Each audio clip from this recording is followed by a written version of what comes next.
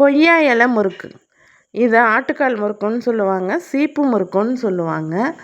இதை எப்படி செய்யணுன்னா, பச்சரிசி வாங்கி அதை லைட்டாக ஊற வச்சு உணர்த்திட்டு அதை இடிக்கணும். இடித்து எடுத்துகிட்டு வந்து வறுத்துட்டு அப்புறமா அதை சலிக்கணும். சலித்ததுக்கப்புறம் அதில் கப்பி கப்பியாக இருக்கும்.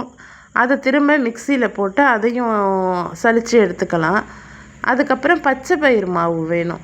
பச்சை பயிறு மாவுனா கடையில் வாங்கக்கூடாது. முழு பச்சை பயிறு வாங்கி அதையும் வறுத்துட்டு அதை உரலில் வச்சு தான் அதை உடைப்பாங்க. உடைச்சதுக்கப்புறம் அதையும் பவுடர் பண்ணி எடுத்துக்கணும். அதுக்கப்புறம் 2 தேங்காய், சர்க்கரை தேவைப்படும்.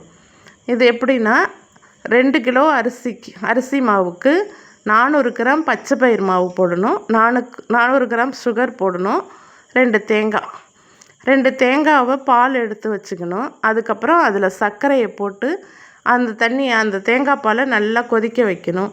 கொதிக்க வச்சதுக்கப்புறம் இந்த பச்சை பயிறு மாவு, முறுக்கு மாவு எல்லாம் போட்டு எள்ளு போட்டுட்டு அதை போட்டு மிக்ஸ் பண்ணி தட்டுற பதத்துக்கு அதை எடுத்து வச்சுக்கணும். அதுக்கப்புறம் கொய்யா இலை பறிச்சுட்டு வந்துட்டு அந்த மாவை கொய்யா இலையில் வச்சு தட்டி அதை ரோல் மாதிரி சுருட்டிடணும்.